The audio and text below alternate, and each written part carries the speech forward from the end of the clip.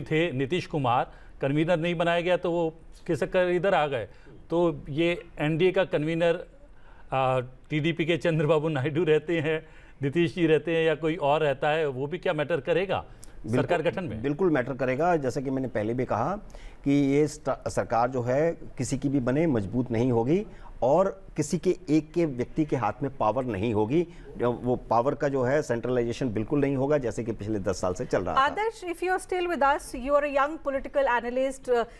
We've discussed how important the young voter has been this time. Unemployment was a major issue, but the fact that the BJP government at the center for the last 10 years has worked massively for the progress of women, the young voters, they wanted that to translate into votes. You've traveled across the length and breadth of the country. You've spoken to several of these parties. How do you think they resonated among the young population? The Prime Minister did show us a dream of a Viksit Bharat by 2047. In fact, he even asked his cabinet to prepare a roadmap for the 2047 Viksit Bharat. And what happens to that? How do you look at things? Yes, Tinaji, actually, I would like to say that there were a couple of reigning issues that is across the country. We have seen that, since 2019 also we had a farmer protest, and recently also we had a farmers protest. And one of the major demands of the farmers had been the MSP as per MS Swaminathan's committee's formula. So this demand was always there, but the problem was that BJP as a party, they have done a lot of farmers. I'm not saying that they have not done anything for the farmers. They have tried their best to bring out legislation. That's all a different story. But the problem what has happened was, beyond all this, what matters for an ordinary farmer is the MSP. This demand has been there for a long time. BJP was trying to address the economics of the issue. That is the MSP and how it can affect the economics and all those things. They were trying to address it in a very positive manner. But as far as an ordinary farmer is concerned, it is very difficult to convince him of the economic aspect of it. As far as he is concerned, the cost, that is what matters the most. And the MSP, the Congress, on the other hand, they could not address the issue of MSP. There was no, it was not such an issue during the whole campaign. But they have promised the voters that they would be implementing the MS Swaminathan's committee's MSP across the country if elected to power. We know that we are still an agrarian country and agriculture contributes a significant amount to our GDP. So this promise from the Congress side was kind of an assurance that the ordinary farmers are back. So this is something which I understood while talking to the ordinary farmers. In Kerala, for example, we had the rubber farmers and so many other farmers also. So across, whenever we talk to the farmers, this is one of the major concerns that had come. Now, the second aspect of it was the MGNREG.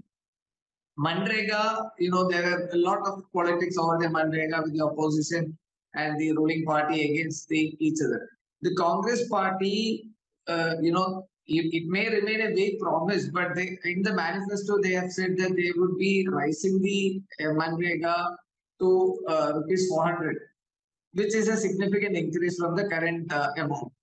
So this is also seemed to have, had a good impact across the farmers' mind. Similarly, as far as the youths are concerned, the Congress party, where even though the statistics prove that the Labour Secretary had also said a significant amount of jobs were generated across the country, but the large number of central government vacancies were still reported. It was not being filled. This is what one target of the Congress party was. The Agniveer was also a major issue.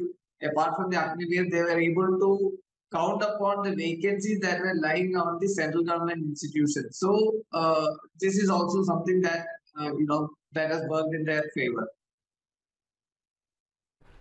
बिल्कुल। और इस समय मैं प्रीति जुड़ गई हूँ। आदर्श, शुक्रिया आप जो अपना एनालिसिस बता रहे हैं। मेरे साथ मेरी सहयोगी नम्रता भी इस समय जुड़ी हुई है। साथ ही हमारे साथ एक और मेहमान सर्जना शर्मा इस समय स्टूडियो में हमारे साथ जुड़ी हुई हैं। तो इस वक्त 4 बज चुका है और लगातार तस्वीर साफ है, लेकिन बहुत सारी चीज़ें हैं जिन पर अभी नज़र रहनी है, उनको हम लगातार देखेंगे, समझेंगे। आदर्श, आप तमाम बातें बता रहे थे, हम थोड़ा सा समझना चाहेंगे कि अभी भी जो ट्रेंड्स आ रहे हैं उसमें कुछ सीटें ऐसी हैं जिनमें 4000 से लेकर 10,000 मतों का अंतर है। तो क्या अभी इन सीटों पर कुछ भी कहना, क्या जल्दबाजी होगी?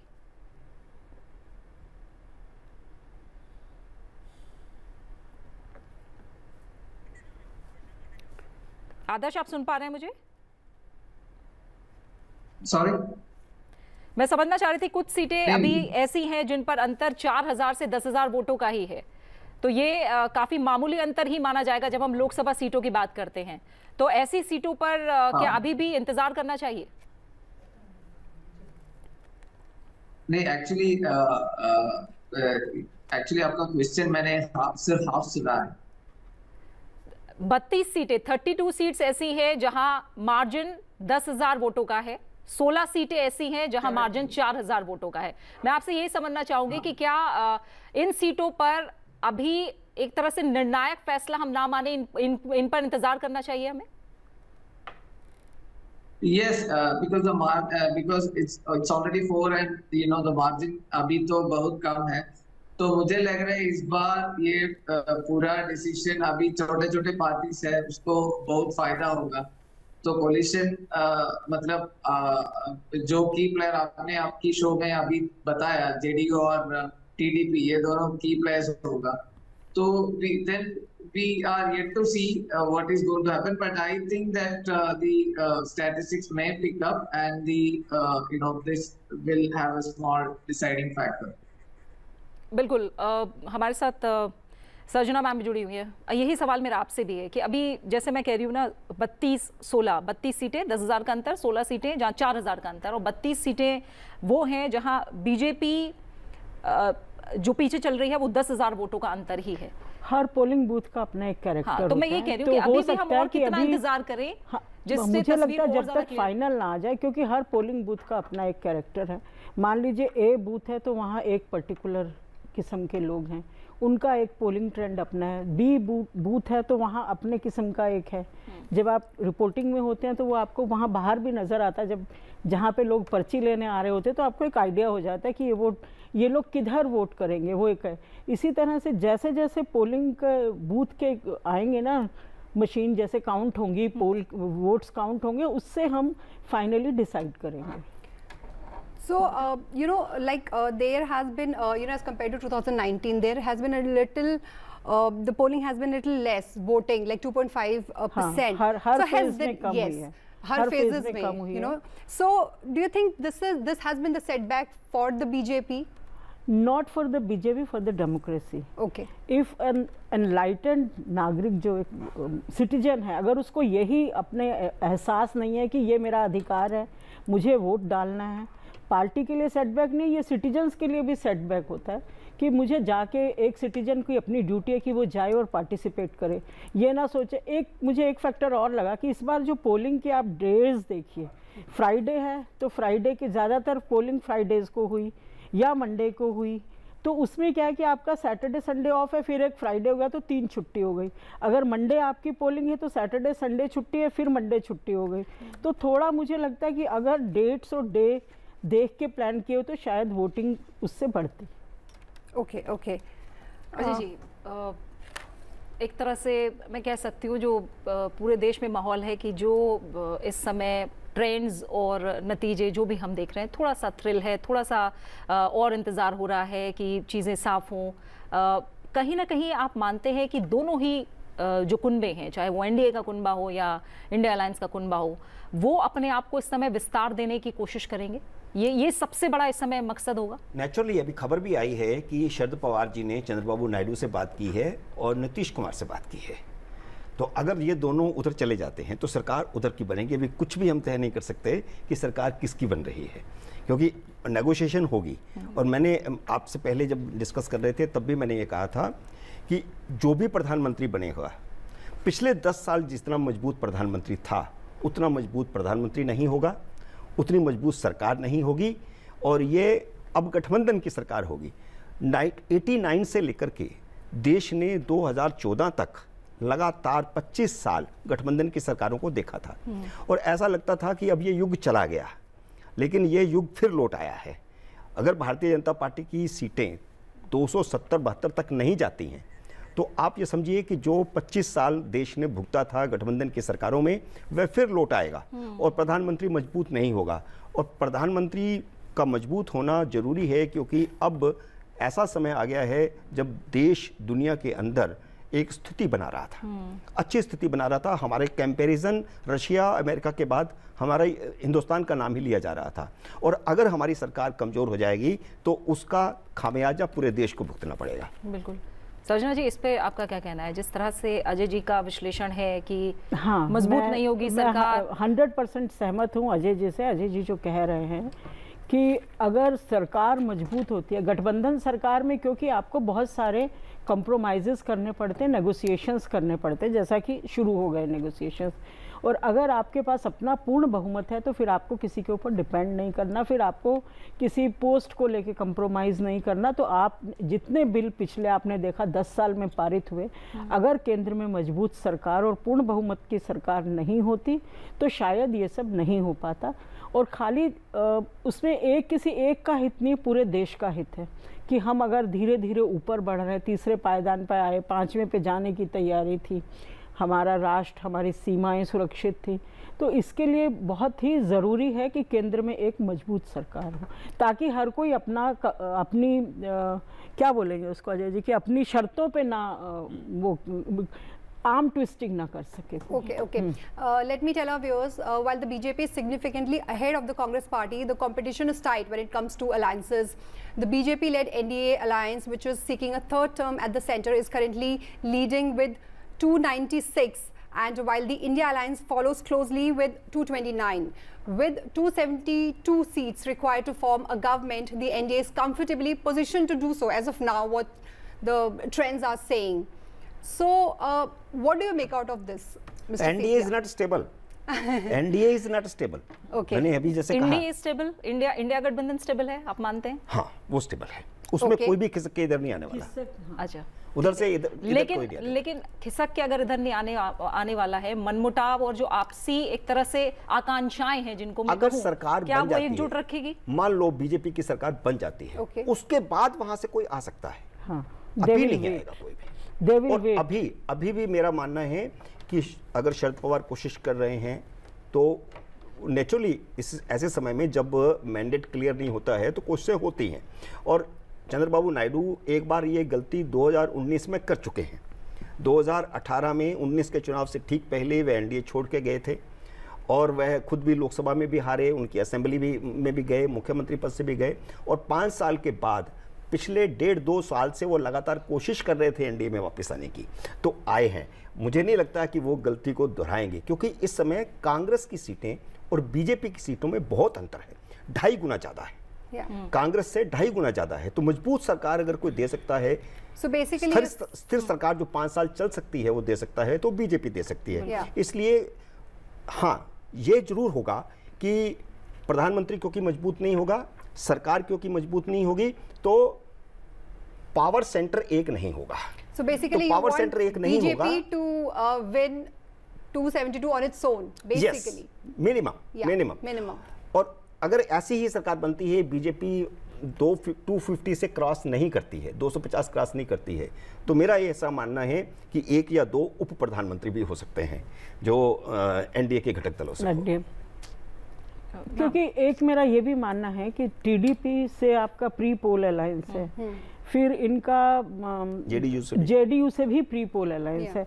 If they are honest enough and they don't shift, तो मुझे लगता है जैसा अजय जी भी कह रहे हैं कि एनडीए की ही सरकार होगी, लेकिन उतनी मजबूत नहीं होगी जितनी पहले थी, और वही उप प्रधानमंत्री और बाकी कुछ पोस्ट को लेकर unless. Yes, okay.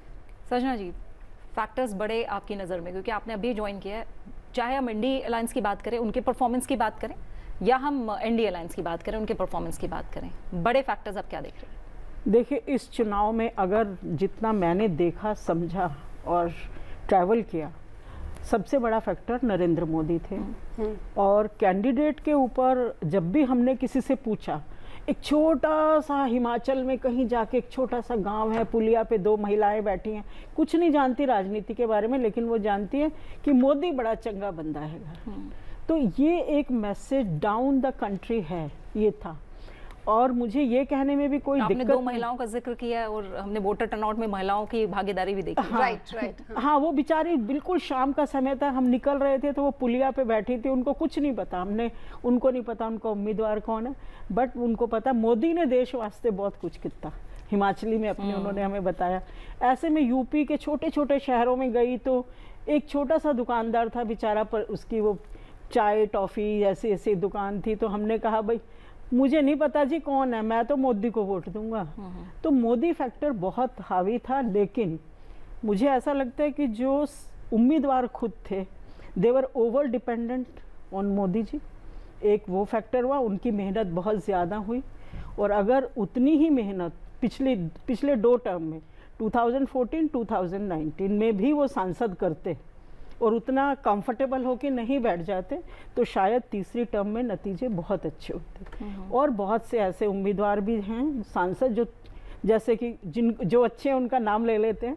Anurag Thakur ji 5वीं बार जीते हैं, मैंने उनके साथ पूरा कैंपेन किया ट्रेल।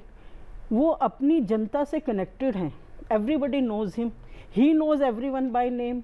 वो सबके घर में आना जाना, अगर ऐसे कैंडिडेट होते हैं तो उनका जीतना बहुत आसान होता है। ऐसे ही आगरा से आपके एसपी सिंह बघेल हैं, सबके घर में आना जाना, दुख में सुख में। तो अगर इस तरह के सांसद ज़्यादा होते तो बीजेपी की जीत और अच्छी होती, बढ़िया होती। और सांसद ओवर डिपेंडेंट हो गए। क्यों अजित?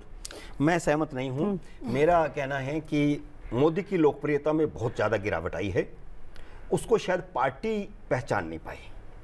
और मोदी की लोकप्रियता में गिरावट की वजह है कि पार्टी हारी। जब टिकटें आप दिल्ली में तय करते हैं, काम आप दिल्ली में तय करते हैं, वही मैं कह रहा हूँ। तो सुनिए, भारतीय जनता पार्टी की संसदीय दल की बैठकों में कई बार सांसदों ने पूछा कि आप बार बार कहते हैं कि हम जाकर के प्रचार करें, क्या प्रचार करें, काम क्या करें। बेसिकली आप जमीन पर जब तक काम नहीं करते, सारे काम ऑफिसर्स को दे दिए गए तो नहीं चलती चीज़ें। तो यहाँ स्थिति यही हुई, पार्टी कमज़ोर होती चली गई, पार्टी जमीन पर खड़ी ही नहीं। और आप देखिए कि भारतीय जनता पार्टी के कार्यकर्ता ने भी इस बार काम नहीं किया है। उसी का नतीजा है यूपी, उसी का नतीजा है महाराष्ट्र, उसी का नतीजा है राजस्थान और हरियाणा। क्यों नहीं किया? आप पूरे कैंडिडेट्स देखिए, आउटसाइडर कितने हैं, पार्टी के कैडर के लोग कितने हैं। उसने बहुत ज़्यादा नुकसान भारतीय जनता पार्टी को पहुंचाया है, क्योंकि निर्णय जमीन पर हुए नहीं, कैंडिडेट जमीन से चुने नहीं गए, पर्ची बना करके अब मुख्यमंत्री बनाते हैं। तो ये मेरा शुरू से मानना है, मैं पिछले 30-40 साल से पत्रकारिता में राजनीति को कवर कर रहा हूँ, पॉलिटिकल पार्टीज, कांग्रेस को भी कवर किया, बीजेपी। कांग्रेस क्यों रसातल में गई? कांग्रेस इसलिए रसातल में गई क्योंकि जो प्रदेशों में क्षत्रप थे वो सारी जो उनको खत्म कर दिया गया और सारी जो शक्ति थी वो केंद्र में आ गई। केंद्र ही तय करता था प्रदेश कांग्रेस का अध्यक्ष कौन होगा, केंद्र ही तय करता था मुख्यमंत्री कौन होगा, केंद्र यहाँ तक तय करने लग गया था कि जिला अध्यक्ष कौन होगा।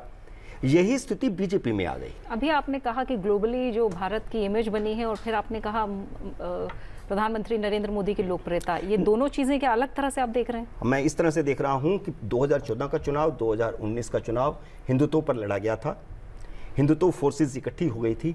ये चुनाव हिंदुत्व पर नहीं लड़ा जा सका क्योंकि जातियां विभाजित हो गई और जाति आधारित राजनीति फिर शुरू हो गई। एक कारण और है, एक कारण ये भी है कि जैसा इन्होंने भी कहा कि मान लीजिए एक ए या बी सांसद है और उसकी जो ग्राउंड रिपोर्ट गई है पार्टी को या संगठन को या प्रदेश को, उसमें कहा गया कि इनको टिकट मत दीजिए क्योंकि ये अगर खड़े हुए जनता के बीच में इनकी लोकप्रियता नहीं है। ऐसे मैंने 2-3-4-5 कॉन्स्टिट्यूंसी मेरे और वो हार गए हैं वो लोग। तो उसके बावजूद अगर आपका संगठन, आपका ज़मीनी कार्यकर्ता, आपका शहर का अध्यक्ष, आपके प्रांत का अध्यक्ष लिख के दे रहा है, जिला अध्यक्ष लिख के दे रहा है कि इनको वोट मत दीजिए, इनके खिलाफ माहौल है, उसके बावजूद उनको टिकट दीजिए, उनके बावजूद उनको अगर टिकट दिया जा रहा है, तो ये संगठन और पार्टी की कमी है जिसका नतीजा आज पार्टी भुगत रही है, यूपी में specially. So, but what do you think That what has been proved favorable for the opposition parties in Uttar Pradesh? देखिए, उत्तर प्रदेश में समाजवादी 2-3 चीज़ें हैं। एक तो मुस्लिम वोटर ने बहुत स्ट्रैटेजिकली वोट किया है। हम सहारनपुर का उदाहरण लेते हैं। इमरान मसूद सपा और कांग्रेस के उम्मीदवार, ठीक है, उनके सामने मायावती ने खड़ा किया माजिद अली को, माजिद अली बसपा के उम्मीदवार। अब वहाँ का वोटर, जब हमने उनसे बात की तो वहाँ के वोटर ने कहा हम माजिद अली को वोट नहीं देंगे।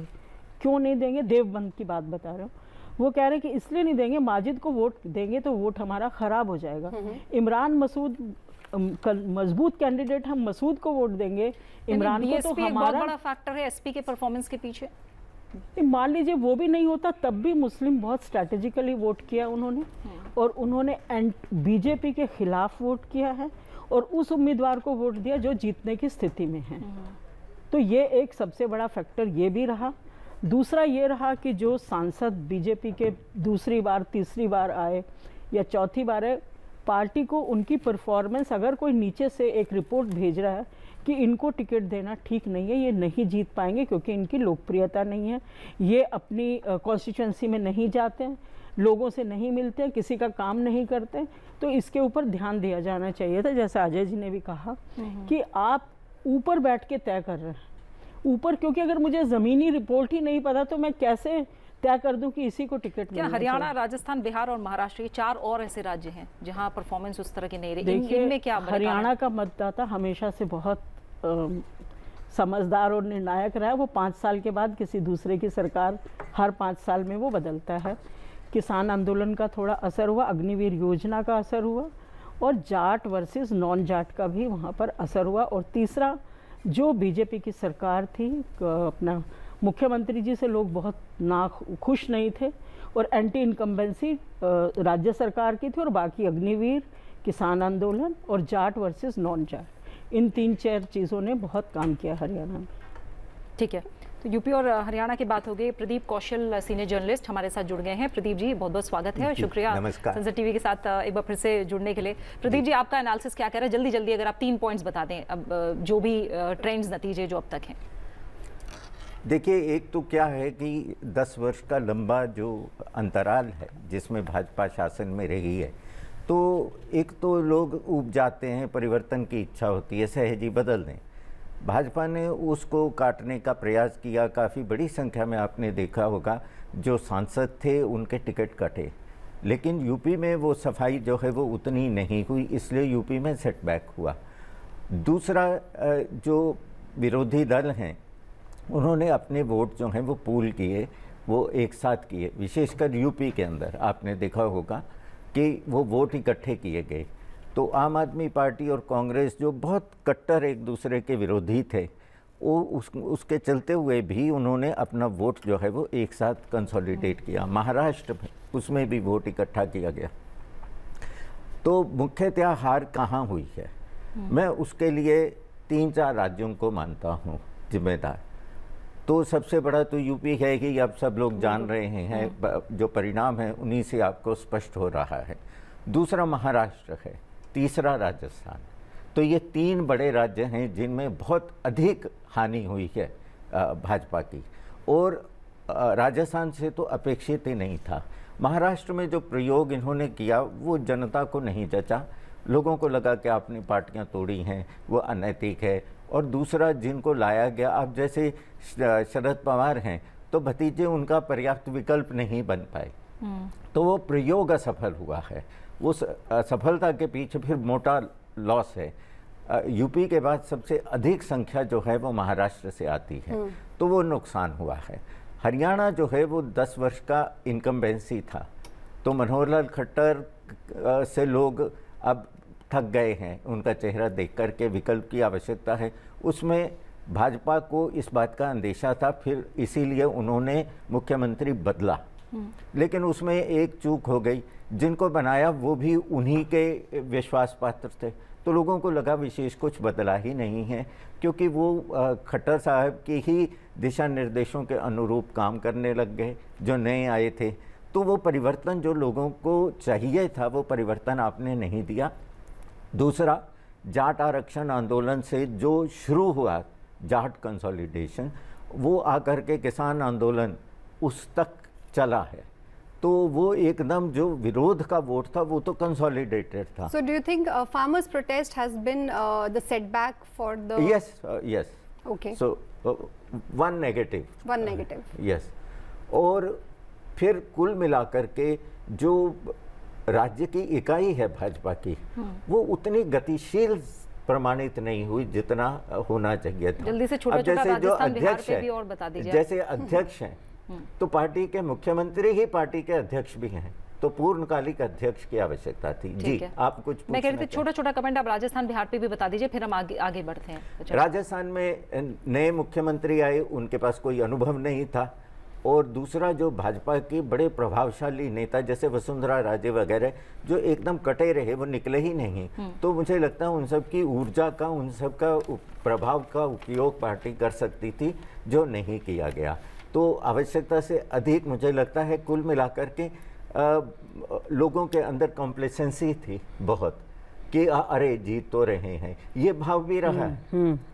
एक उसी से एक उदासीनता, यार हम वोट नहीं भी देंगे तो भी क्या है, मोदी जी तो जीत रहे हैं। तो ये जो चर्चा थी कि 400 पार, तो लोगों ने कहा इतना क्या करेंगे, थोड़ा कम आ जाएगा तब भी काम चलना, इसलिए वोटर निकला नहीं। इसलिए वोटर, ये भी एक बड़ा फैक्टर हो सकता है। जहाँ प्रदर्शन अच्छा है, मध्य प्रदेश की बात करें, छत्तीसगढ़ की बात करें, हिमाचल, उत्तराखंड, केरल में खाता खुलता दिख रहा है, उड़ीसा, जहाँ प्रदर्शन अच्छा है वहाँ अगर छोटे छोटे फैक्टर्स आप छोटा कमेंट उस पर। उड़ीसा में देखिए कि बहुत सालों से बीजेडी रूल कर रही है, और अब नवीन पटनायक जी की तबीयत काफ़ी ख़राब रहती है, और जो इस समय जिनके बारे में चर्चा, पांड्यान जो कि उनके चीफ सेक्रेटरी होते थे, उनको लेके पार्टी के कैडर में और जनरल एक बहुत नेगेटिव छवि है कि अगर नवीन पटनायक जी बहुत बीमार हैं और अगर उनके बाद कोई होगा तो पांड्यान अगर आएंगे तो ये पार्टी का बहुत भला नहीं करेंगे, और बहुत अप्स एंड डाउन्स पार्टी में होंगे। नंबर 1। नंबर 2 ये है कि बहुत साल से बीजेडी की वहाँ सरकार है और लोगों का काम बहुत ज़्यादा हुआ नहीं। ज़मीन पर अगर आप जाएंगे तो ज़मीन पे गरीबी हटना या रोज़गार होना या विकास होना, वैसी चीज़ें नहीं थी। तो इस बार उड़ीसा के लोगों ने विधानसभा के चुनाव क्योंकि साथ हुए हैं, तो विधानसभा में बीजेपी के अच्छा भला उनको उन्होंने दिया है, और बीजेडी थोड़ा नीचे आई है। हाँ, दोनों में बीजेपी अच्छा कर रही है, और बीजेपी ने उनके कुछ लोग भी तोड़ा है, जबकि पिछले 10 साल में बीजेडी ने राज्यसभा और लोकसभा दोनों में एनडीए का हिस्सा न होते हुए भी उनको पूर्ण समर्थन हर विधेयक पर दिया, हर मुद्दे पर दिया। लेकिन इस समय आकर फिर जो तोड़फोड़ उन्होंने पार्टी में की, शायद उससे भी थोड़ा फर्क पड़ा। So what about Andhra Pradesh? Chandrababu Naidu, is set for a comeback in Andhra Pradesh. So how do you see this for the BJP? एक तो बात माननी पड़ेगी कि पूरा राष्ट्रव्यापी कोई एक मुद्दा नहीं था जो भाजपा के विरुद्ध गया या उनके जो सहयोगी दल थे उनके विरुद्ध गया। तो अब स्टेट इनकम्बेंसी थी, तो वाईएसआर कांग्रेस जो है वो सत्ता में थी, अब वो लोगों को बदलना होता ही है ना, परिवर्तन चाहिए। कुछ लोग नाराज़ हो जाते हैं, उखड़ जाते हैं कि अरे बहुत हो गया, हमारे काम ही नहीं हो रहे, अब होंगे भी नहीं, अगर ये रहेंगे तो दूसरी खेमे को क्यों नहीं आजमाया जाए। तो वो एक परिवर्तन की जो इच्छा थी वो उड़ीसा में भी थी, वो आंध्र में भी थी। तो एक तो ये, दूसरा इसमें जो इन्होंने गठबंधन तैयार किया वो भाजपा का पांसा ठीक पड़ गया। वो गठबंधन अच्छा था, विनिंग कॉम्बिनेशन था। तो विनिंग कॉम्बिनेशन बनने के लिए आपको कास्ट कॉम्बिनेशन भी ठीक मिलना चाहिए, पॉपुलर सेंटीमेंट जो था वो भी साथ जुड़ गया। तो इसलिए आंध्र के अंदर इनको सफलता मिली। भाजपा के लिए ये गेन है क्योंकि ये एकदम सूखी स्टेट है, भाजपा के लिए कुछ भी नहीं था, तो अब फुटहोल्ड मिला है, वहाँ पांव टिकाने के लिए इनको ज़मीन मिल गई है। तो अगर भाजपा उससे लाभ लेकर के अब काम करेगी तो उनको आगे कालांतर में लाभ मिलेगा उसका। जी साजना मैम, दूसरी सबसे बड़ी पार्टी जो उभर रही है कांग्रेस, बीजेपी के बाद कांग्रेस के लिए खुश होने वाली बात क्या है? उनका परफॉर्मेंस एक तरह से उम्मीद ये कर रही है कि 3 का आंकड़ा छू जाए, 100 तक सीटें पहुंच जाएं, वो उनके लिए खुशी की बात होगी, या फिर जो एनडीए का परफॉर्मेंस है वो उतना उम्मीद के मुताबिक ना रहना, क्या है? देखिए, इस बार जो इंडिया गठबंधन इन लोगों ने बनाया उसमें चाहे भले ही, जैसा कि प्रदीप जी ने भी अभी कहा, कि आप केंद्र में एक दूसरे, स्टेट में एक दूसरे के विरोध में हो, लेकिन फिर आप मिलके चुनाव लड़ रहे हो लोकसभा का, है ना। कि जैसे तृणमूल का और कांग्रेस का, वहाँ पर तो आप अगेंस्ट भी लड़ते हो, लेकिन उसके बावजूद भी इनका जो गठबंधन बना, चाहे सबने कहा कि ये नहीं चल पाएगा या कुछ भी, लेकिन उन्होंने स्ट्रैटेजिकली ठीक किया। और कांग्रेस एक पुरानी पार्टी है, हमें ये भी नहीं भूलना चाहिए कि कांग्रेस बहुत पुरानी पार्टी है और अभी भी बहुत सारे ऐसे लोग हैं जो कांग्रेस में विश्वास रखते हैं। और जो उम्मीदवारों का चयन जैसा हुआ, तो इन्होंने अपने उम्मीदवार इस बार बहुत स्ट्रैटेजिकली चुने। और आप देखिए कि अखिलेश ने अपने कितने कैंडिडेट बदले, 1 2 3, कई जगह तो 3 बदले। तो सबसे अब जहाँ से वो खुद लड़े, पहले उन्होंने बोला मैं नहीं लड़ूंगा, लेकिन फिर उन्होंने सुब्रत पाठक को घेर दिया, पहले अपने कजिन को उतारा और उसके बाद उन्होंने आखिरी टाइम में जाकर खुद नामांकन भर दिया। तो उनका स्ट्रैटेजी ठीक थी और इसलिए कांग्रेस, आप देखिए Raebareli Congress doing very well. Amethi में जहाँ से राहुल गांधी खुद हार गए थे, वहाँ से उनका एक छोटा कार्यकर्ता है, उसने भी केंद्रीय मंत्री को शिकस्त दे दी। तो नेचुरली लोगों के एक बदलाव लोग भी चाहते हैं कि अगर बहुत हो गया, अगर कोई मेरा काम नहीं कर रहा है तो let me try other party. वो भी तो ट्राइड एंड ट्रस्टेड है ना कांग्रेस भी। So do you think BSP's vote share has been proven beneficial for the India alliance because they did not देखिए, BSP के बारे में एक मैसेज डाउन द लाइन ये गया कि मायावती जो हैं वो खाली इनका नेशनल पार्टी बने रहने के लिए चुनाव लड़ रही है, नहीं, जीतने नेशनल पार्टी नहीं, वो उनकी बीजेपी की एक बी टीम है। जैसे कि ये कहा गया कि ये बी टीम है, ये उनके लिए काम कर रही है ताकि हर जगह एक मुस्लिम या ब्राह्मण या जो भी उन्होंने अपना कैंडिडेट खड़ा किया, ताकि उनका दलित वोट बंट जाए, मुस्लिम वोट बंट जाए। लेकिन इस बार सारे जो वोटर दलित हो या मुस्लिम हो, उन्होंने भी बहुत सोच समझ के वोटिंग की इस बार। और मायावती को बी टीम क्या, वो सी टीम या डी टीम कुछ भी नहीं। तो आप ये कह रहे हैं कि बीएसपी के वोट जो हैं वो उधर शिफ्ट हुए, इंडिया गठबंधन को शिफ्ट हुए। इंडिया गठबंधन और जब कांग्रेस को लेकर मैंने सवाल पूछा, प्रदीप जी आपकी उस पर क्या प्रतिक्रिया है, उसके लिए क्या टेक अवेज है बड़े? टेक अवे एक तो ये है कि जनता ये चाहती है कि हमें बड़ा कारगर विपक्ष भी चाहिए। जो विपक्ष की भूमिका नहीं थी, तो लोगों को ये लगा कि ये कहीं ना कहीं उनसे चूक हुई है। कांग्रेस संख्या कम होने के कारण कोई बहुत कारगर भूमिका नहीं निभा पा रही है।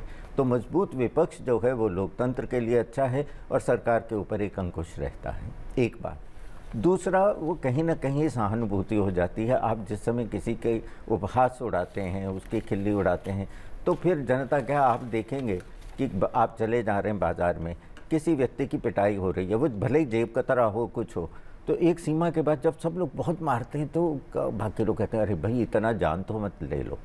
तो वो जो एक कांग्रेस का उपहास और वो सब रहा, तो मुझे लगता है कहीं ना कहीं जनता की सहानुभूति उसके साथ आ गई।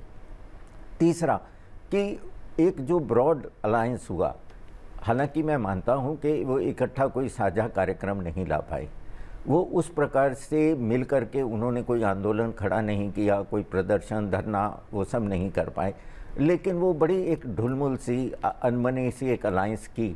लेकिन फिर भी उन्होंने जहाँ जहाँ सीट एडजस्टमेंट की है वहाँ उनको लाभ मिला है। जहाँ नहीं हुआ, अब जैसे पश्चिमी बंगाल है तो ममता की सीटें आ गई, लेकिन कांग्रेस को तो कोई लाभ नहीं मिला। लेफ्ट से भी उसने कोई सरोकार नहीं रखा है तृणमूल कांग्रेस ने, तो वहाँ लाभ नहीं मिला।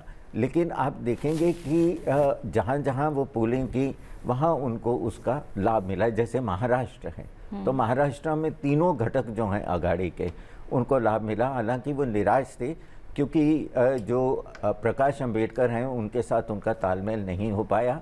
अगर वो भी बीच में सम्मिलित होते तो मुझे लगता है कि फिर तो एकदम क्लीन स्वीप हो जाता।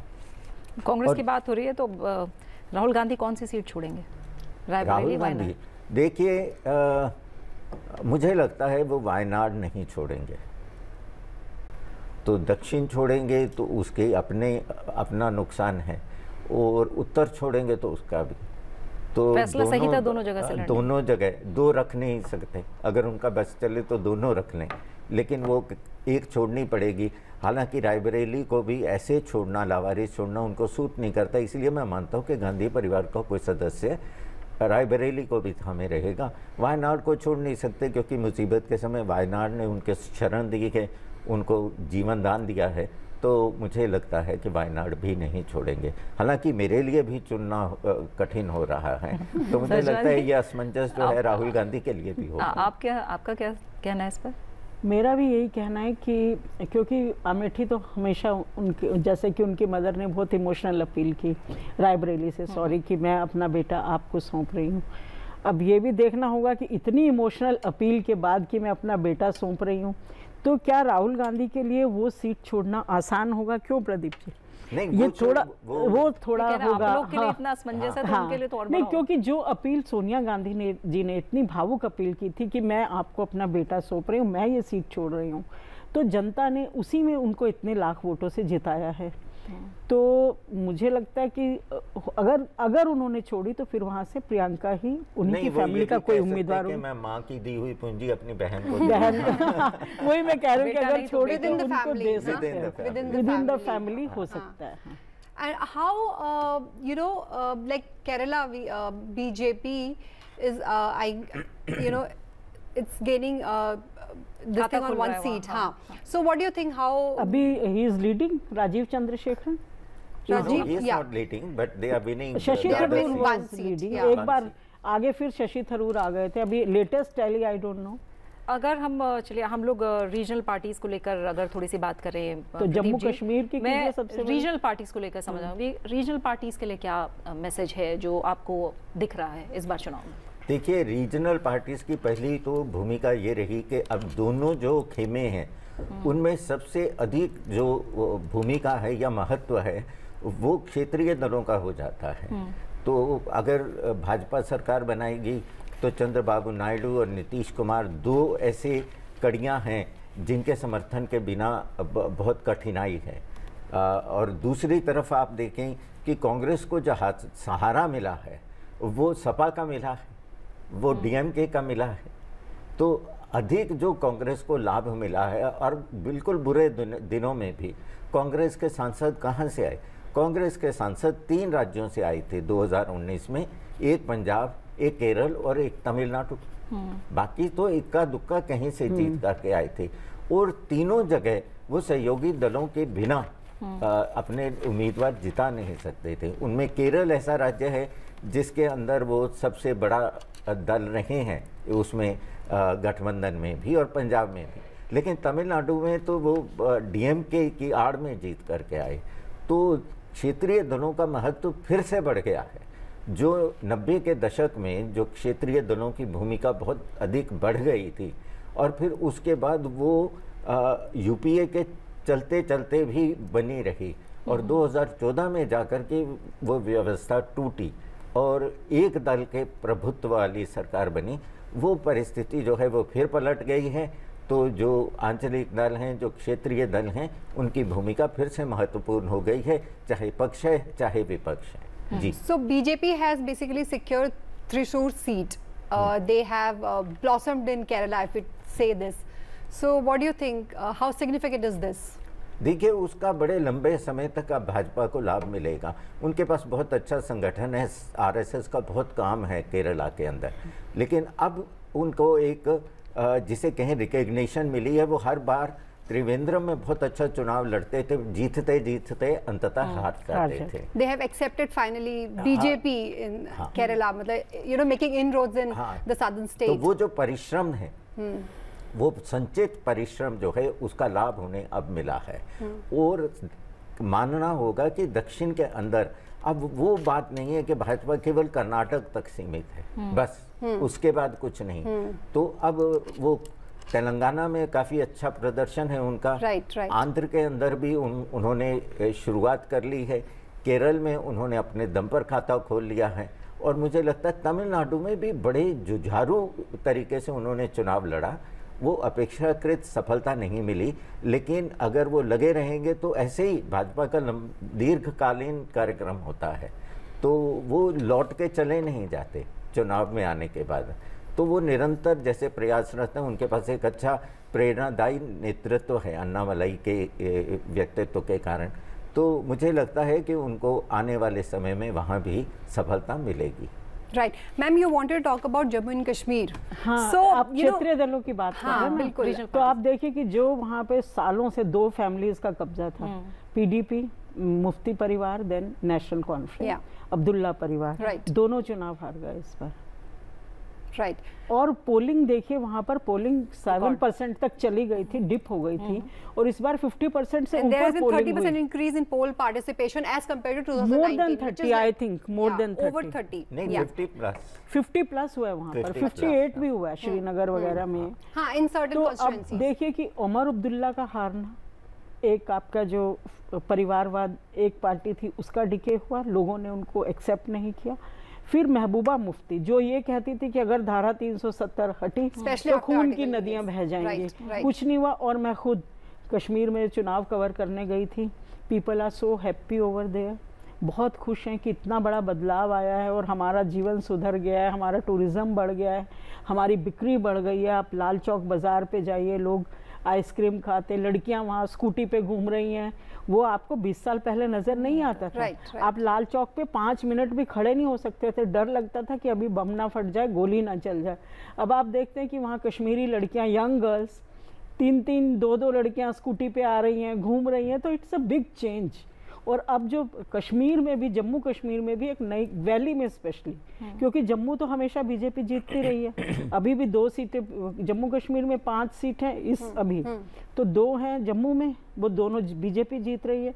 वैली में जो 3 थी तो उसमें इनका खाता बंद हो गया और अब नई एक शुरुआत नई राजनीति की हुई है। मुझे लगता है आने वाले समय में वैली में भी बहुत चेंज होगा राजनीति में। प्रदीप जी, जो आंकड़ा दिख रहा है, एनडीए 297 और इंडिया 228, जो सरकार बनती दिख रही है, जाहिर तौर पर बीजेपी सबसे बड़ी पार्टी है और एनडीए अलायंस बहुमत के आंकड़े से ऊपर है, सरकार बन रही है, लेकिन बदलाव किस तरह के दिखेंगे आने वाले समय में? देखिए, बदलाव आप ये मान के चलिए कि ये जो सरकार आएगी, ये जो मोदी मॉडल अभी चला है 10 वर्ष तक, उससे थोड़ा हटके होगा, ऐसी इनकी व्यवस्थाएं हैं। इसमें काफ़ी सूत्र आपको जो दिखाई देंगे वो अटल बिहारी वाजपेयी के शासन में जो थे वैसे दिखाई देंगे। उनके लिए हालांकि और भी कठिन था, क्योंकि वो 181-182 पे अटके थे, उनको 100 लोगों का समर्थन जुटाना होता था सरकार में बने रहने के लिए। इस सरकार की व्यवस्था उस अपेक्षाकृत कम होगी, लेकिन अब भाजपा काफ़ी ऐसी योजनाएं नहीं ला पाएगी, ऐसी नीतियां नहीं ला पाएगी जो अकेले अपने बहुमत के चलते हुए ला सकती थी। अब उसके अंदर जहां तक कल्याणकारी योजनाओं का सवाल है, मुझे लगता है उनका तो कोई विरोध नहीं होगा, विपक्ष के लिए भी कठिनाई होगी उसका विरोध करने में। तो देखना ये होगा कि कितना भाजपा को समझौता करके चलना पड़ता है। अब नीतियों का 2 रूप हैं, एक है जो घरेलू नीतियाँ हैं, लेकिन दूसरी हैं जो अंतर्राष्ट्रीय नीतियां हैं। तो अंतर्राष्ट्रीय नीतियों के लिए भाजपा को मुझे नहीं लगता कोई विशेष व्यवस्था रहेगी किसी समझौते की, तो लेकिन उतनी रोबस्ट गवर्नमेंट जिसे कहते हैं, तो मुझे लगता है कि उतनी तो नहीं रहेगी। लेकिन अभी मुझे लगता है थोड़ी सी जल्दी है, बहुत लंबी चल रही है गिनती, तो हमें अंतिम आंकड़ा देख लेना चाहिए कि भाजपा का अपना जो स्कोर है वो कहाँ जाकर के टिकता है, और उसमें और 272 में कितना अंतर है बीच में, तो वो उसकी भरपाई कौन करेगा। तो स्थायी सरकार जो है वो चलाने के लिए भाजपा को काफ़ी लचीलापन अब दिखाना पड़ेगा, लोगों को साथ रखना पड़ेगा।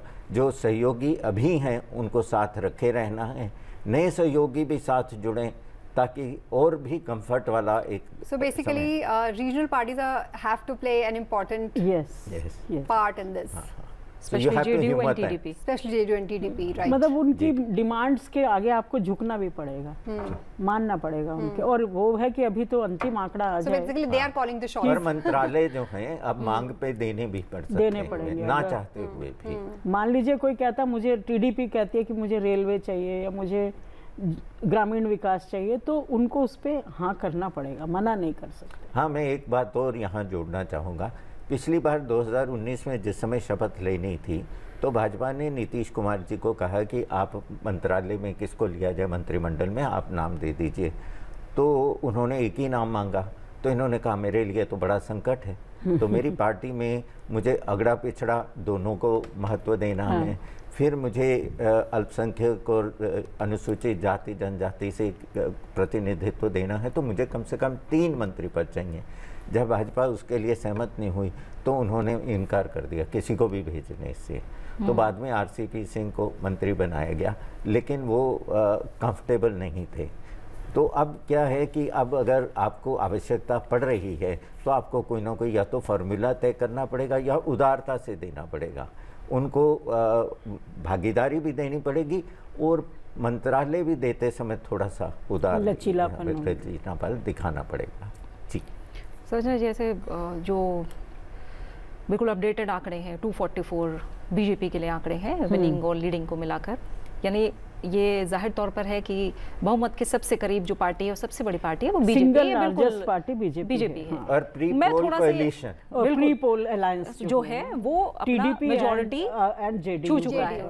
मैं इसीलिए मैं समझना चाहूंगी जो बात हम पहले भी कर रहे थे वही मैं समझाना चाह रही हूँ कि वो प्री पोल अलायंस जो है वो मेजॉरिटी के ऊपर पहुंच चुका है और सरकार बन रही है। पवन कल्याण भी है जी, आंध्रा में पवन कल्याण। हाँ, तो आप ये बताइए ना, जो इंडिया अलायंस है कितनी आसान या मुश्किल है एनडीए को अपना परिवार और बढ़ाने की अगर कोशिश कर रहा है, ये कदम कितना आसान और मुश्किल हो?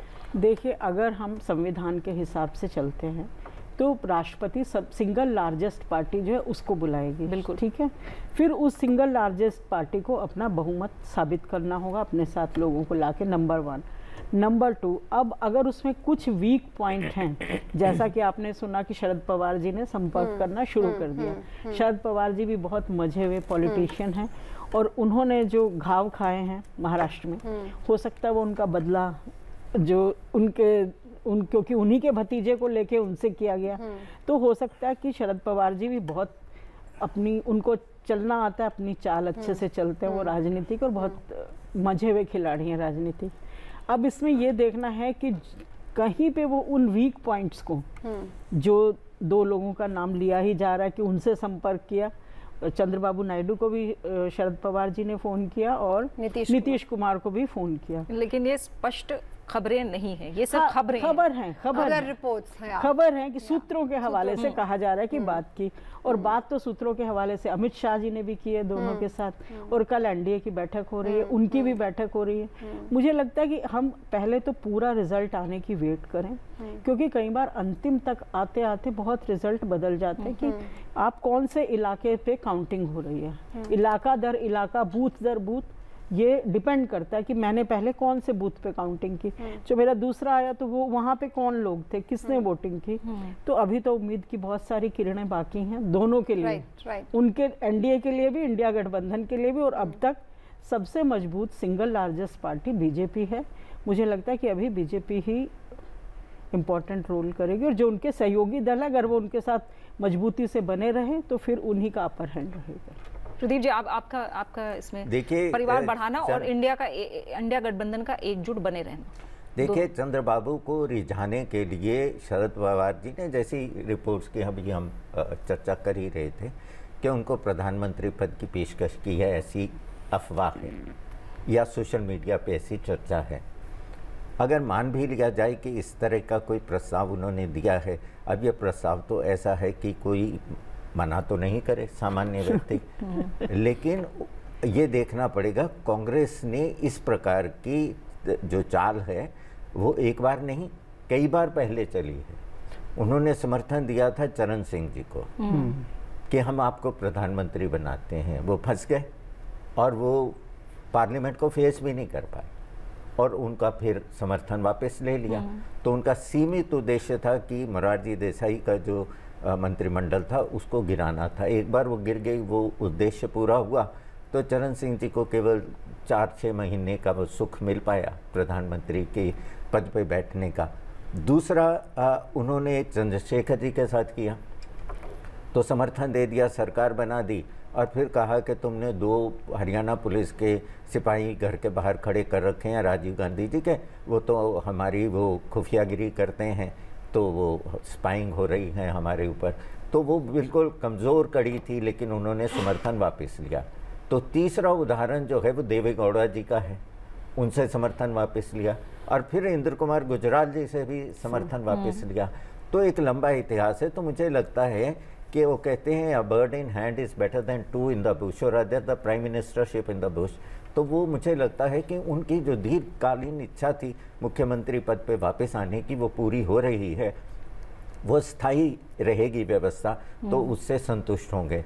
लेकिन आदमी जो है वो उसकी दबी इच्छाएं भी होती हैं, तो अब देखा जाए कि वो उसका कहाँ तक रेजिस्ट कर पाएंगे उसको, लालच को। पर इसके अलावा कुछ दिखाई नहीं देता। हाँ, शरद पवार जी ऐसी संभावनाएं टटोल रहे हैं, तो वो तो राजनीति में ये दांव पेंच तो चलते ही रहेंगे। So, but do you think that like when we look at the numbers, now it is more difficult to understand the minds of Indian voters as compared to 10 years ago? देखिए, इसके अंदर मैं मानता हूं कि एक मैसेज या एक यूनिफॉर्म पैटर्न नहीं है वोटिंग में। इसका मतलब यह एक यूनिफॉर्म सेंटीमेंट जो है वो कम से कम ओवरराइडिंग तो नहीं था। पीएम की पर्सनालिटी किसी स्टेट में पूरी वर्क कर गई, किसी स्टेट में कम वर्क कर गई, पर फिर ये माना जा सकता है कि शायद वो पर्सनालिटी अपना काम तो कर रही थी, लेकिन बाकी फैक्टर्स जो थे they were not working to the, they were not in their favor, or they were so loaded against them that even that couldn't neutralize, the PM's persona couldn't neutralize that. तो उसके चलते हुए एक तो ये है, दूसरा हर स्टेट का वोटिंग पैटर्न अलग हुआ है। तो पार्लियामेंट के अंदर people didn't vote in a regimented manner. People voted in according to the state-wise trends. So do you think voters vote differently when it comes to state elections or general elections? And that also influenced the Lok Sabha election. अब मैं उसको दूसरी जगह जोड़ना चाहूँगा कि ये देखते हुए अब आपको वो जो आइडिया है वन नेशन वन इलेक्शन, उसमें ये मान के चलना पड़ेगा कि it would work both ways. State issues would influence the national election and national issues would also influence the state election both ways. अब किसके पक्ष में वो जाता है, किसके पक्ष में नहीं जाता है, वो अलग बात है, पर मुझे लगता है कि उससे चुनावी जो राजनीति है वो और जटिल हो जाएगी कि कहाँ आकर के where do you find that ideal balance between the state and national issues so that you benefit from both. I think that makes the task of the politicians quite difficult. पर है भी वैसे ये प्रोफेशन काफ़ी कठिन है. हम लोग ऐसे सोचते हैं, गप लगाते हैं राजनेता, लेकिन बड़ा परिश्रम करना पड़ता है. प्रधानमंत्री ने 200 जनसभाएं की हैं, रोड शो किए हैं, 100 इंटरव्यू दिए हैं. मुझे लगता है किसी भी कार्यकर्ता से अधिक काम किया है. तो ये प्रोफेशन, और राहुल गांधी ने देखिए कितनी लंबी लंबी यात्राएं की हैं, पैदल चले. तो ये काफ़ी कठिन प्रोफेशन है. ऐसे नहीं कि गप लगा करके काम चलता है. बड़ी चुनौतियां हैं, बहुत खर्चीला है, और physically also it's very taxing. जी, तो संजना जी, ये भारतीय लोकतंत्र के लिए क्या मैसेज दे रहा है ये जो टाली हम देख रहे हैं, और देश के लिए क्या मैसेज है आने वाले समय में? देखिए, मतदाता ने ऐसा नहीं हुआ कि एक तो हम 10 साल की जो बीजेपी की सरकार, एनडीए कहो, पर उसमें सबसे ज़्यादा मेजॉरिटी बीजेपी की थी. तो एंटी इनकम्बेंसी कहीं ना कहीं तो है, ज़रूर है. क्योंकि जब हमने ट्रैवल किया सड़कों पे, गलियों में, गाँव में, शहर में, तो 2-3 चीज़ें जो, एक तो महंगाई लोगों को बहुत परेशान कर रही है कि इतना महंगा है सब कुछ, तो हम लोग जो हैं उससे बहुत परेशान हैं. दूसरा जो है कि रोज़गार नहीं है, कि हमारे पास नौकरियों का उनको समस्या है. तीसरा, अगर व्यापारी वर्ग से आप मिलते हो तो वो टैक्सेस को लेके बहुत परेशान है. मैं आपको कन्नौज का जैसे एक उदाहरण देती हूँ. तो वहाँ 2 तरह, वो it's perfume capital of India है ना, वहाँ पे इत्र बनते हैं. तो 2 तरह से बनता है, एक ऑर्गेनिक और एक सिंथेटिक. ऑर्गेनिक पर भी उतना ही जीएसटी है और सिंथेटिक पर भी उतना ही जीएसटी है. और ऑर्गेनिक को बनाना बहुत महंगा है और बहुत ही लंबी प्रोसेस है, फूल उगाना, तोड़ना, वो अपने आप में। और सिंथेटिक आपको 2 मिनट में बनता है, मतलब मिलाइए और बना लीजिए। और दोनों पर एक परिश्रम और लागत दोनों की अलग है, और जीएसटी दोनों पर एक है। तो ये व्यापारियों में एक बहुत रोष है कि इसको कम किया जाए। इस तरह की उनकी बहुत सारी समस्याएं थी कि हम जब बोलते हैं, हम हर बार इनको रिप्रेजेंटेशन देते हैं, केंद्र में मंत्री से जाके मिलते हैं, लेकिन हमारी कोई उस पर सुनवाई नहीं हुई। तो ये बहुत सारे ऐसे इशू थे। फिर उनको लगता है कि हो सकता है कि अब हमारी बात को सुन लिया जाए, कोई नया आएगा तो वो सुनेगा। तो ये एक कारण ये भी है। दूसरा, स्टेट के अपने इश्यूज थे, हरियाणा के अपने इशू हैं, राजस्थान के अपने इशू हैं, यूपी के अपने इशू हैं। फिर आप अगर साउथ में जाओगे तो तमिलनाडु, वहाँ पे डीएम के पॉलिटिक्स, और जो कि सनातन के खिलाफ उन्होंने जो भी बोला उसका वहाँ कोई असर नहीं हुआ। पर अगर यही बात यूपी में कोई बोल देता तो उसका बहुत असर होता। तो ये वोटिंग के लोगों की सोच का अंतर है, वहाँ की राजनीति का अंतर है, वहाँ की पार्टियाँ कौन सी हैं, इन सब चीज़ों के ऊपर ये मतदान हुआ है। किसी एक इशू को लेकर नहीं हुआ, कोई एक वेव जैसा नहीं था कि एक वेव चल रही है तो वेव के ऊपर हुआ है, जो 2019 में था। हाँ, 2014 में था, 2019 में था जी। तो वैसा नहीं हुआ।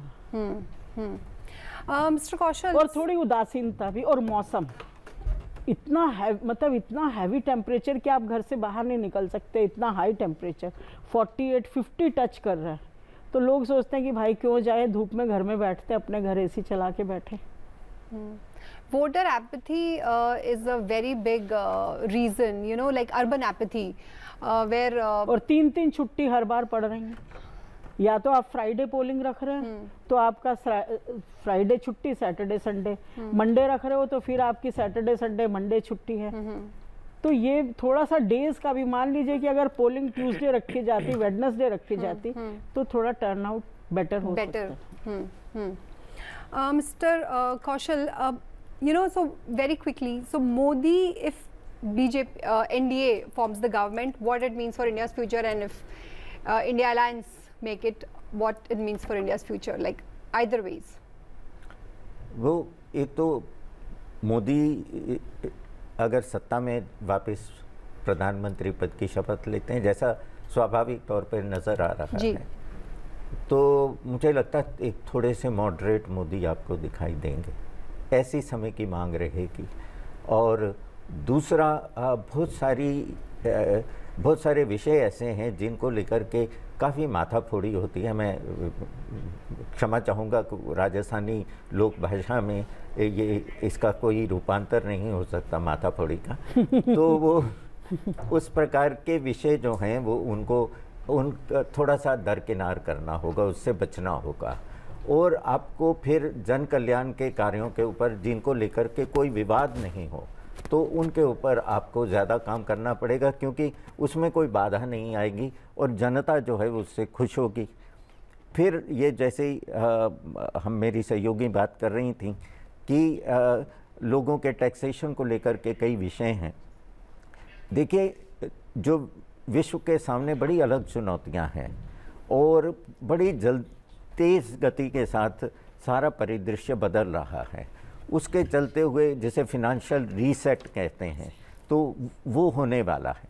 उसके चलते हुए आपको बहुत लचीलापन दिखाना पड़ेगा और नई नीतियां लानी पड़ेंगी नई मांगों के अनुसार। और भारत तीसरी बड़ी अर्थव्यवस्था बनने जा रहा है ऐसी, हाँ, तो उसके चलते हुए आपको बड़ी गतिशीलता दिखानी पड़ेगी। और अब मुझे लगता है कि इनकी तरफ ध्यान केंद्रित करना पड़ेगा। फिर वही कि एक समय था जब लोग क्षेत्रीय दलों की भूमिका से परेशान हो गए थे, तो वो चाहते थे कि 2 पार्टी सिस्टम आ जाए, तो उसके चलते हुए उन्होंने भाजपा को भी अधिक सहयोग दिया, उसकी संख्या बढ़ा दी, कांग्रेस की भी संख्या बढ़ा दी।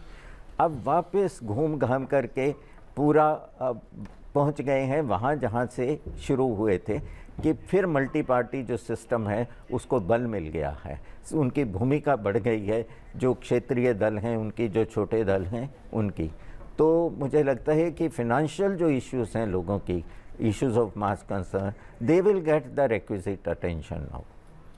जी बिल्कुल प्रदीप कौशल जी, जो राजनीतिक रुझान सामने उभर के आए हैं, जाहिर तौर पे उसके कई मायने हैं। शिव प्रकाश जी हमारे साथ इस समय मौजूद हैं स्टूडियो में, जो राजनीतिक विश्लेषक हैं। उनसे हम समझने की कोशिश करेंगे जो जनादेश आया है, जो रुझान हैं। हालांकि अभी परिणाम जब सामने आएंगे देर रात तक तो पता लगेगा कि इसको कितनी सीटें मिली हैं, लेकिन रुझानों में भाजपा का नेतृत्व वाला राष्ट्रीय जनतांत्रिक गठबंधन बहुमत से आगे है। जाहिर तौर पर एक जनादेश है। आप कैसे देखते हैं प्रकाश जी इस जनादेश को जो रुझानों में उभर के सामने आ रहा है? देखिए, जनादेश जो भारतीय जनता पार्टी है उसकी अपेक्षाओं के अनुरूप नहीं है, लेकिन जो समाज में मानस था कि मोदी जी के नेतृत्व में सरकार बननी चाहिए, एनडीए की सरकार बननी चाहिए, वैसा मत जनता ने मोदी जी को और एनडीए को दिया है जी। तो एक बात बहुत अच्छी हुई है इस चुनाव में, निसंदेह सीटें कम हैं, लेकिन अच्छी बात ये हुई है कि सरकार चलती रहेगी। जो पॉलिसीज़ पिछले वर्षों में, पिछले 10 सालों में मोदी जी के नेतृत्व में सरकार ने इनिशिएट की थी, वो पॉलिसीज़ चलती रहेंगी। आज बाज़ार पर प्रभाव ज़रूर दिख रहा है, लेकिन एक दिन बाद, 2 दिन बाद ये सब कुछ स्थिर हो जाएगा, क्योंकि कोई पॉलिसी पैरालिसिस नहीं होगा। डिसीजन मेकिंग उतनी ही फर्म रहने वाली है। निसंदेह जितनी सीटें आनी चाहिए थी उतनी सीटें नहीं आई हैं, लेकिन सरकार बनना महत्वपूर्ण होता है, कंटिन्यूएशन महत्वपूर्ण होता है, और जो विदेश राजनीति है, वैश्विक राजनीति है, उसमें जो निरंतरता चाहिए होती है वो भी इस सरकार के अनुरूप ही बनी रहेगी।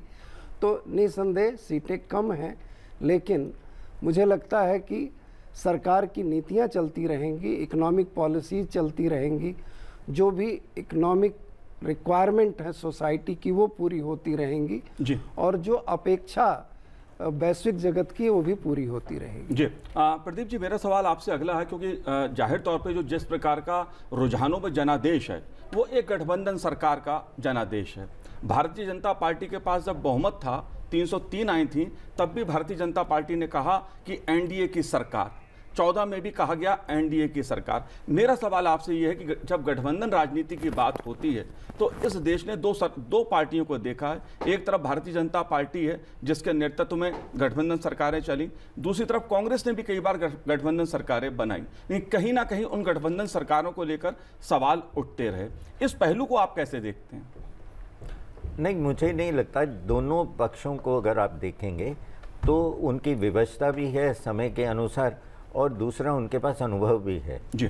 तो जब आपके पास अनुभव रहता है, बल्कि वाजपेयी जी के लिए ये बहुत बड़ी चुनौती थी, क्योंकि पहली बार प्रयोग हो रहा था, 22 दल मिलकर के सरकार बना रहे हैं, तो वो जो गठबंधन था वो तो बहुत ही बड़ा था और बहुत व्यापक था, और उसके अंदर जो है भाजपा को बड़ा समझौता भी करना पड़ा था। 3 जो विवादास्पद विषय थे उनको उन्हें एक तरफ रखना पड़ा था और ये कहना पड़ा था कि ये हमारे एजेंडा पे नहीं है।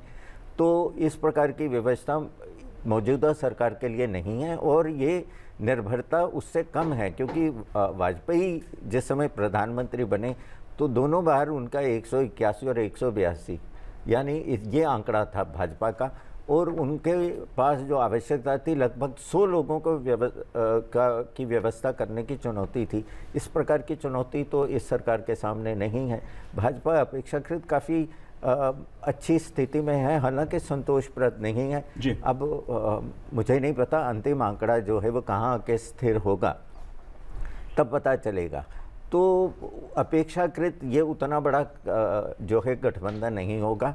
हो सकता है कुछ अन्य दल जो अन्य की श्रेणी में अभी हैं उनमें से भी कुछ दल जो हैं वो इसमें सम्मिलित हो जाएं, तो उसके चलते हुए मुझे ऐसा नहीं लगता कि ये कोई अस्थिर होगा। ये सरकार जो है वो कोई अस्थिर सरकार होगी, और शपथ लेने के बाद क्या है कि जैसे ही सरकार जो है अपना कामकाज संभाल लेगी तो मुझे लगता है वो जैसे अंग्रेजी में बोलते हैं बिजनेस एज यूजुअल, तो उस प्रकार से वापस सब कामकाज शुरू हो जाएगा। I think in this case, Manoj, we'll have to say politics as usual. It's what do you say, Dr. Singh? Today, the kind of result that we've seen, it's been a day of democracy, but a lot of surprises for all stakeholders. Definitely lots of surprises, in this election, but one thing is very clear. Only BJP is in position to give a stable government to the country. If we visualize at any point of time any scope for others, that experiment will not be a stable experiment. Looking at the number of BJP, looking at the pre-poll alliances of the BJP, looking at the nature, the kind of relations we had previously in all these NDA partners, we can be assured about this, that BJP is going to provide a stable government for the nation. Okay, we'll get in also the first word from Rakesh ji also, who joins us.